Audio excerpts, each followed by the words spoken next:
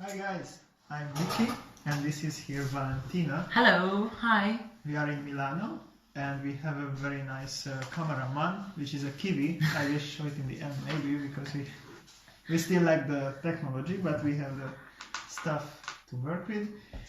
Please Valentina, thanks first of all for doing the interview. No problem, it's a pleasure. Introduce yourself a little bit to us.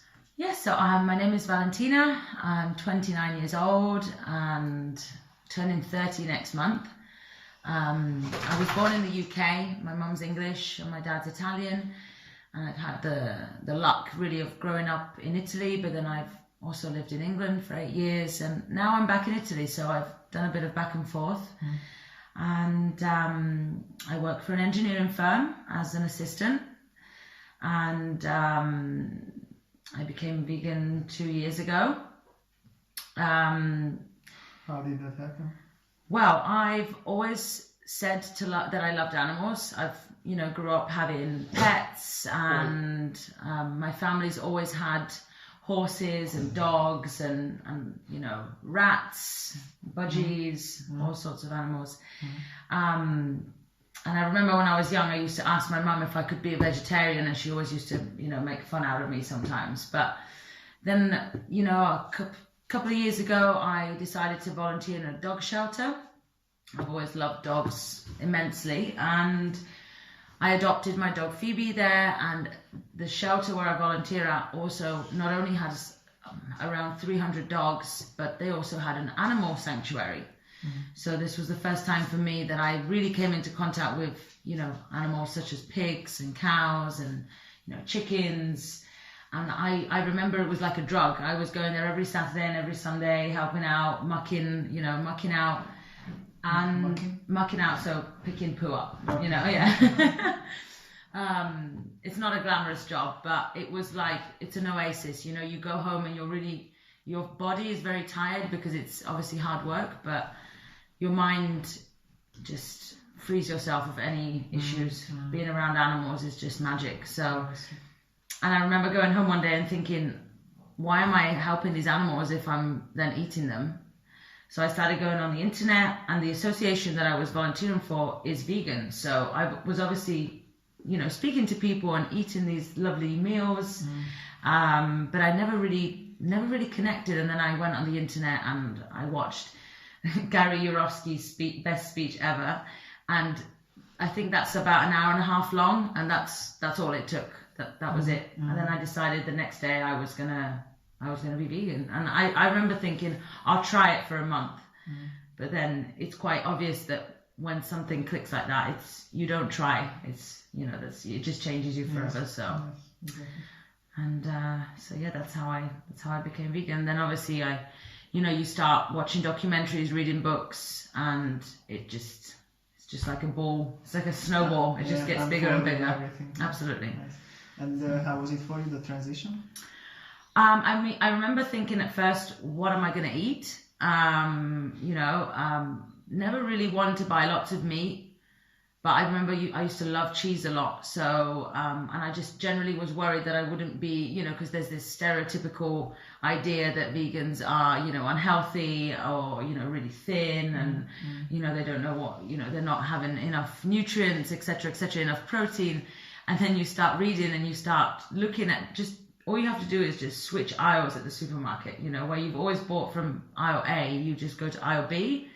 And Instagram helped me a lot with vegan blogs, cooking blogs, and I remember I rediscovered my love for cooking because I was very lazy before I became vegan. I just, you go home, you just have a bit of cheese or, it's just, so actually that was very unhealthy. And then I, started cooking again and eating vegetables that I'd never even tried in my life before, and realized how I could make any dish without cruelty in it, and that was it. And that was I would say the biggest difficulty at first, which wasn't even that difficult. But then you realize that the makeup you're wearing is tested, and then you realize that what you're using to clean the house with is tested. So it's a journey. Nobody's perfect. I think for me, it's once you're aware of something, then you should try and change.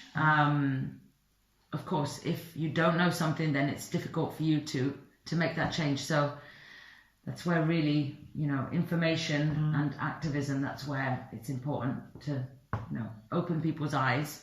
You prepared the ground pretty nicely for activism. How did you get involved with activism? Well, I would consider now, I would say that I definitely count helping in a sanctuary activism. I think it's one of the types of activism that people don't see as activism unless you're going into a square and talking to people or saving animals from slaughterhouses. Then it's not considered activism, but it should be. Any type of giving information out, helping animals in any way that you can, and that was fine for me. I was going every weekend to the shelter, and then I'd heard of Anonymous for the Voiceless. I met somebody who was in this type of activism, and it became clear for me that it wasn't enough to just be vegan, because it's like you wake up from a coma and you just think, if I made this change, if everybody knows about this, then they're going to listen to me. Who isn't going to be vegan if once you discover these things? So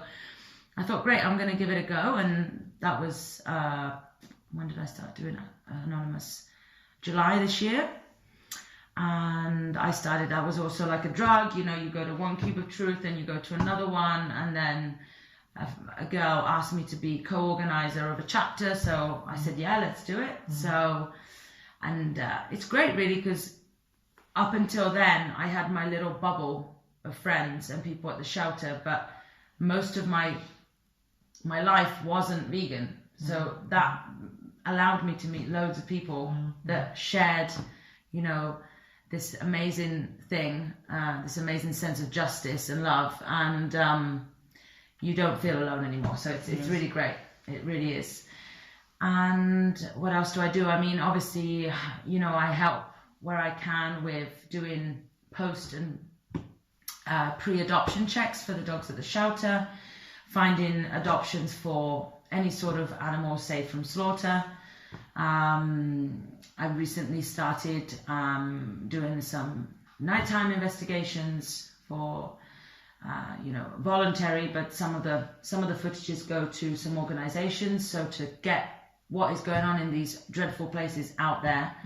And let's remember that if people didn't do this, which is sometimes frowned upon because it's illegal, but we wouldn't have the images to show if people didn't do that. So it's very important, because obviously farmers and society in general wants to hide this. Why would they want to show you this? If these images were at the supermarket, I think meat purchases would drop by maybe 80%. So and that's a new thing for me, but it was kind of, I wanted to test myself, because seeing it on a screen is one thing, seeing these animals in these conditions face to face is it really numbed me at first. I remember driving home the first night, and I didn't know whether to cry or to scream or to I just kind of tried to block it out, and but I know I can do it, so I'm going to keep doing that. And it's intense, but it's a great feeling, but it's a really bad feeling at the same time, because you can't, you just want to blow these places up and free all the animals, but that's not the way to do it. You've got to do stuff properly, and so great. So you do a lot of types of activism. I try. I've lost some friends along the way, and I don't have a lot of time for my past sometimes, and I get told, you've changed, but I think in life we all take different paths, and I know this is my cause in life. Like there's nothing else that I would rather do. So I will drive miles to go to a cube. I will, stay up all night to do something else and go to work the next day. But that's just, it keeps me alive. So, cool. Yeah. Cool. There's a lot of things. And how is the activism? So how do you feel the effect, for example, of the cubes on the people, or these footages of the people? Do you see the effect of it? Yeah, would you definitely. recommend to vegans to get active? Absolutely. I think it's common between people who become vegan that if you're doing it for animals, when you become vegan, everything around you is exploitation. So you're on the train and somebody will be having a cappuccino, you see somebody having lunch, and then you see the fur in the shop windows. So it becomes too much. And I think to do activism will channel that frustration that we can have sometimes. Because without that, I got to a point where I was almost consumed by crying every day, going on the internet and looking at terrible videos all the time. And I don't know why I was doing it. It was like I felt all this pressure on my shoulders to, like, you know, you feel... If someone, then you should look at it because nobody else... Absolutely. And, you know, I felt guilty for being born in this body. And I just thought the only way I can channel this is to be active. I honestly don't believe that you could just be a vegan for ethical reasons and not do activism. I don't think it's possible, because I don't think it's possible to hold all of that harm and bad feelings that you can have in the society that we live in without trying to spread that message. So I think, although there can be a lot of debates in the activism world, and, you know, I'm aware that some groups don't agree with what other groups do, etc., but I think Anonymous is good in the sense that it shows you on the streets what people maybe have never seen. And I do believe in people sometimes, although sometimes I do lose faith, when these people see these images and when you talk to them and you see they have tears in their eyes. And, you know, I'm not saying that they all go home and become vegan, but I think that we plant a lot of seeds, and some people will take home and go and watch a documentary. They will inform themselves, and whether it be in a month or in a year, I know some of them will definitely make that change. And it's all very well saving animals, but something's got to change from the bottom. The consumer's got to change. A lot of people think it's the government, it's this, yes, but what we can do in our day-to-day life is change what we eat. It's the easiest thing that we can do. So why wait for somebody else to make a change? And so no, and I think the whole environmental aspect of it as well that's coming out, I'm afraid to say I don't think animals sometimes are enough for us to change. I think the gravity of the situation with climate change and everything is another huge push in the right direction. We shouldn't be at this stage, but we are. And so what is, I think, good about speaking to people is that there isn't a reason to not be vegan. You could, you know, from a health point of view, from an environmental point of view, from an ethical point of view. So not everybody will be on the same page on the ethical side, but you can maybe, you know, talk to them about the environmental aspect. And so really, it's a win-win situation. Yes, it's just excuses. So, yeah. And do you see it changing for the better here in Italy and wherever you go around? I mean, I can see definitely more and more people getting involved in what I'm doing. Obviously, I'm not a volunteer for every organisation out there, but even just for Anonymous or people wanting to start doing nighttime investigations, I think people are more and more interested. Not everything is for everyone, you know. Some people, I have friends who dedicate all their free time in the shelters because they are just not confident speaking to people. So you have to find something that works for you.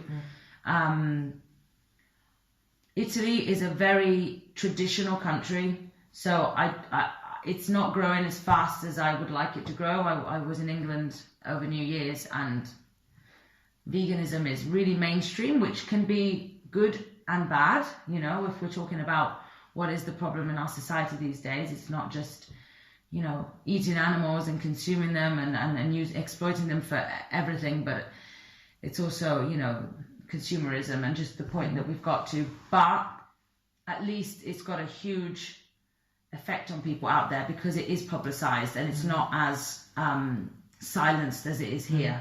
In Italy, I think we really don't want to get that message out there yet. We're not quite ready, but you know, it's not going to stop us. So, and the one thing that I would say is for anybody, I remember at one point I was maybe embarrassed to say I was vegan, or I didn't really want to like put images on my social media that would offend people, but I've learned that actually, you know, I think animals have suffered enough If I'm going to offend somebody, then you can block me. But we should be confident and showing exactly what's happening out there without feeling guilty, because it's not a personal choice.